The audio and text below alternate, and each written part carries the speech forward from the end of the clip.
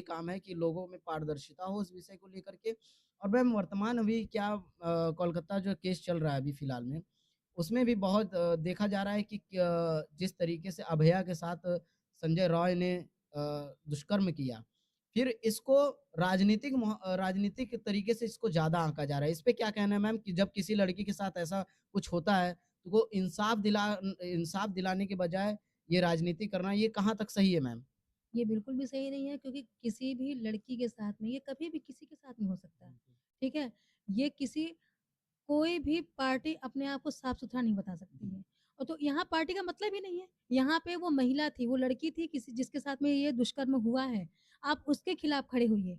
आप जो उसके दोषी हैं, जो अपराधी हैं, आप उनके लिए खड़े होइए ना, आप उनका विरोध कीजिए। हाँ, आप उनके लिए जो भी आप जिस तरह का भी आप उनके से लिए सज़ा चाहते हैं, वो माँग कीजिए।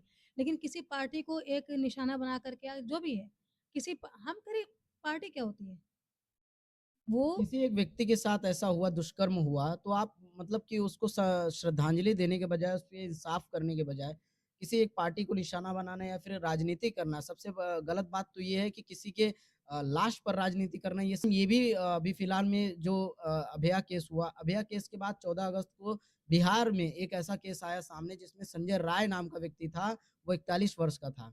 और वो 41 वर्ष का था, वो 18 साल की लड़की के साथ विवाह करना चाह रहा था, परिवार वाले गरीब थे। और वो थोड़ा प्रभुत्व बलशाली था, पैसे से भी, हर चीज़ से। तो उसने अपने प्रभुत्व का गलत इस्तेमाल किया और उसने आधी रात को उस लड़की को 4-6 बाइक सवार के साथ गया, उसके घर पे उसको उठाया और उसको चाकू से गोप-गोप करके उसके प्राइवेट पार्ट को में चाकू मारा। उसके बाद उसको तालाब में फेंक दिया। क्या मैम ऐसे केसेस जहाँ पर ये दुनिया कह रही है कि निर्भया केस 2.0 हो गया, ये हो गया, लेकिन कहीं न कहीं हर क्षेत्र में ऐसी घटनाएँ होती रहती है, आए दिन सुनाई देता है।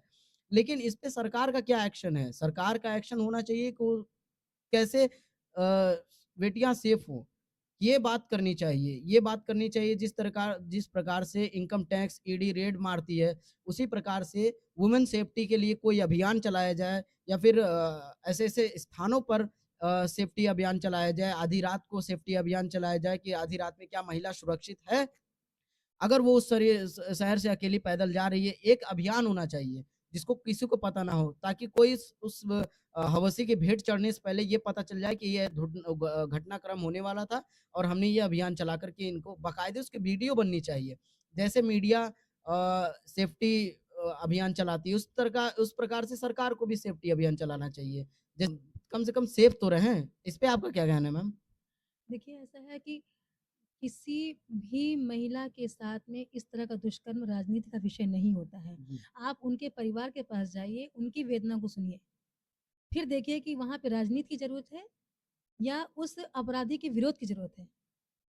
आप उनके लिए सज़ा की माँग करेंगे या राजनीति की माँग करेंगे? आपको ये देखना होगा।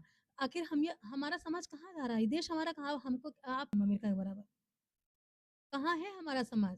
क्या जब हमारे देश की महिलाएँ, हमारे देश की लड़कियाँ सुरक्षित नहीं हैं, तो जब लड़कियाँ सुरक्षित नहीं होंगी, महिलाएँ सुरक्षित नहीं, तो हम कहाँ तक देश को आगे तक ले जाएँगे? हमारा समाज, हमारा देश महिलाओं से है। सिर्फ़ पुरुषों से समाज नहीं चलता, पुरुषों से देश नहीं चलता है।